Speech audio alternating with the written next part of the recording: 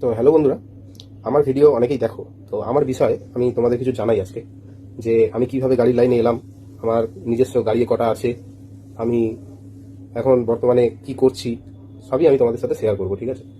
দেখো, আমি যখন 2015-16 সাল, তখন আমি মাধ্যমিক দিই। তখন আমি লরিতে যেতাম। ঠিক আছে? আমি পড়াশোনা করতাম তখন, প্লাস লরিতেও যেতাম, ঘোড়ার ছলে চলে যেতাম। তো সেইভাবে বহু রাস্তাঘাট চেনা জানা হয়ে গেছে, শিখেছি, ওইগুলো রাস্তাঘাট চিনেছি, জেনেছি। ট্রাক চালিয়েওছি কোনো কোনো সময়। এবং সকালবেলায় আমার প্রত্যেক দিনের রুটিন ছিল 3:30 থেকে আমি 4:30 অবধি দৌড়াতে যেতাম। ঠিক আছে? আমি 8 কিলোমিটার রাস্তা পার ডে দৌড়াতাম, 35 থেকে 40 মিনিটের মধ্যে। 8 কিলোমিটার রাস্তা। এবং আমার খুব ইচ্ছা ছিল যে আমি ফোর্সে চাকরি করব, তো সেই কারণে এটা আমি করতাম। করার পর আমি বাড়িতে আসতাম, স্নান করতাম, করেই আমি চলে যেতাম গাড়িতে সকালবেলায়, মানে ভোরবেলায়। প্রত্যেকদিনই আউট স্টেশন যেতাম, আমাদের বিস্কুট কারখানা থেকে যেত বিস্কুট। আমি একজনের সাথে যেতাম, সে আমার ফেসবুক ফ্রেন্ডে আছে, প্রসেনজিৎ নাম। সে আমাকে নিয়ে যেত, তার সাথে আমি যেতাম। তো প্রত্যেকদিন ভোর 4:30টায় যেতাম, ঢুকতাম মোটামুটি রাত্রি 11টা-12টা, আবার ওইটুখানি টাইম ঘুমিয়ে আবার ভোর 3:30টার সময় উঠে আবার দৌড়াতে যেতাম, যে আমাকে চাকরির পরীক্ষাটা দিতে হবে, আমাকে চাকরিটা পেতে হবে। সেই কারণে আমি দৌড়াতে যেতাম।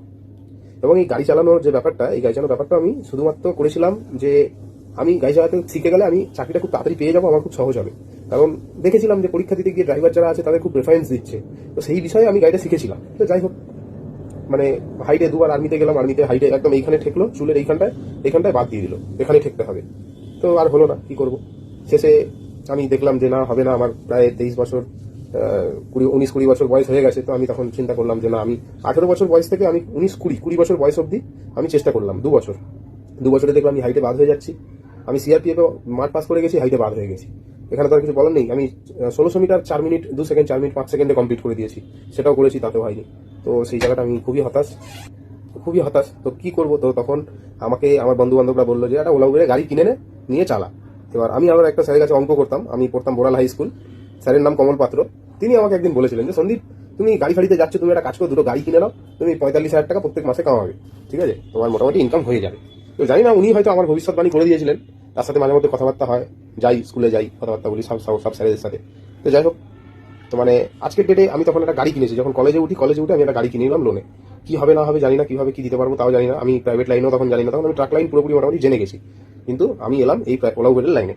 আমার নতুন গাড়ি অফিসে দিলাম, অফিসে দিয়ে একজন সাহেব যে আমার গাড়িটা চললো, সে আবার আমাকে টাকা দিয়ে বিনা ইন্টারেস্টে আমার ভীষণ হেল্প করেছে। তার মতো মানুষ আমি দেখিনি, মানে বিভৎস মানুষ। সে আমাকে প্রচন্ড পরিমাণে হেল্প করেছে। সেও আমার ফেসবুক প্রোফাইলে আছে, তার কাছে ওই ভিডিও পৌঁছাবে। তো যাই হোক, তাকে আর কিছু বলার নেই। অন্তর থেকে তাকে সারা জীবন যতদিন থাকবো তাকে শ্রদ্ধা জানিয়ে যাবো। আমি তার নামটা নিচ্ছি না, তার কাছে ভিডিওটি পৌঁছাবে। যাই হোক, তো পরে তাকে নিয়ে ভিডিও আমি অন্য একটা বানাবো, যখন আমি অন্য কিছুতে সাকসেসফুল হবো। আমি এখনো নিজেকে সাকসেসফুল মনে করি না, তাই বলছি না। তো যাই হোক, মানে গাড়ি কেনার পর বহু সমস্যা ফেস করতে হয়েছে। আজকে গত 5 বছর বহু সমস্যা ফেস করেছি। তারপরেও লকডাউন, গাড়ি অ্যাক্সিডেন্ট হয়েছে, অনেক কিছু, মানে অনেক কিছু। তারপরে আজকের ডেটে দাঁড়িয়ে আজকে আমার কাছে দুটো গাড়ি। একটা গাড়ি কোনোদিন চলে, কোনোদিন চলে না, ঠিকঠাকভাবে বেরোয় না, ড্রাইভারের প্রবলেম। তো অনেক সমস্যা নিয়ে চলতে হচ্ছে। আজকের ডেটে কিছু বলার নেই, মার্কেটের যে অবস্থা সকলেই জানেন। তারপরেও অনেক কিছু কোর্স আমি যেইগুলো করার আমার করার মতো নয়, আমি সেই কোর্স আমি করেছি। করে আমি সেগুলো দেখে বসে আছি। আন্তর্জাতিকভাবে কি হয় না হয় এইসব করে বসে আছি। স্টক মার্কেট নিয়ে ঘাটাঘাটি করছি, কোথায় ইনভেস্ট করলে ভালো হবে সেই সব শিখেছি। তো ব্যাপারগুলো এখানেই, এইসব করেই আপাতত এখন চলছে আমার জীবন। ভবিষ্যতে আমার আরো যুদ্ধ পড়ে আছে, আমি জানি না কতদূর কি এগোতে পারবো। তো আজকে আমি এমনও সময় ছিল যে আমি কখনো ফেসবুকে ভিডিও বানাবো বা কিছু, আমি এটা পছন্দই করতাম না। তো আজকেও আমি এখন এই ফেসবুকে ভিডিও বানাচ্ছি তার একটাই কারণে, একটাই উদ্দেশ্যে, যে আমার মতো যারা ইয়ং ছেলে আছে তারা যাতে একটু মোটিভ পায়, যে ভাই আমি এটা করবো, তো মানে এটাই করবো, এটা ছাড়া অন্য কিছু করবো না, এটা নয়।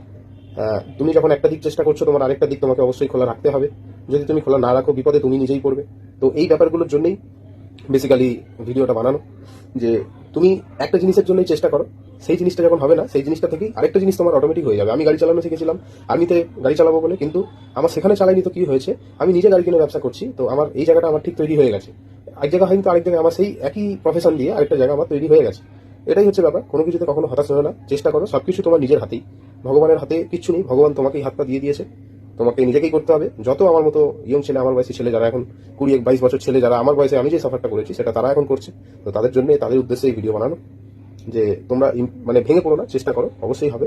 বা যারা 28 বছর 30 বছর বয়স হয়ে গেছে, তোমরা এমন কিছু করার চেষ্টা করো যেটা তোমরা সাকসেস হবে। ভেঙে পড়লে কোনো কিছু হবে না। এইটুখানি বলার, যে জীবনে যতদিন বেঁচে থাকবে ততদিন সকলকে যুদ্ধ করে যেতে হবে। আজকে আমি যতদূর এসেছি, আমি বহু ভালো মানুষ পেয়েছি, বহু খারাপ মানুষ পেয়েছি। আমার অভিজ্ঞতা বিভৎস, মানে ধারণার বাইরে। মানে এত ভালো মানুষ পেয়েছি যার সাথে তুলনা করা যাবে না, আবার এত খারাপ মানুষ পেয়েছি তাকে নিয়েও তুলনা করা যাবে না। ব্যাপারগুলো এইরকম। তো কিছু বলার নেই সেখানে। তো যাই হোক বন্ধুরা, আমার এখন মেন যে ইচ্ছা সেটা হচ্ছে আমি ম্যারাথন দৌড়াবো। যেহেতু আমার একটা ইচ্ছা, সব থেকে বড় ইচ্ছা যেটা ছিল যে আমি আর্মিতে চাকরি করবো বা কোনো ফোর্সে চাকরি করবো, তো সেটাও যেহেতু হয়ে ওঠেনি, সেহেতু আমি আজকে গাড়ির লাইনে। তো আমার এখানে কোনো হতাশা নেই বা কিছু নেই, আমি এইটাকেও ভালোবেসে করেছি, ভালোবাসি, হ্যাঁ ভবিষ্যতেও বাঁচবো। কিন্তু এখানে আমার আরেকটা যেটা ইচ্ছা যে আমি ম্যারাথনে দৌড়াবো। আমি যখন দৌড়াতাম তখন আমার একটা ইচ্ছা ছিল এটা, যে ম্যারাথন আমি দৌড়াবো, আমি চাকরি পেয়ে যাওয়ার পরে আমি ম্যারাথনে দৌড়াবো। তো সেটা হয়ে ওঠেনি। কিন্তু আগে কলকাতাতে সেই পরিমাণে ম্যারাথনটাও হতো না, কিন্তু এখন আবার ম্যারাথনটা খুব পরিমাণে উঠেছে। তো এখন এটা আমি মানে নিজে চাইছি যে আমি কলকাতা ম্যারাথনে এবার থেকে নাম দেবো, আসবো, দৌড়াবো। তো একটু সকলকে একটাই কথা বলবো যে কোনো কিছুতে হতাশ হয়ে না, ঠিক আছে? আর পারলে একটু আমাকে সাপোর্ট করো, ঠিক আছে?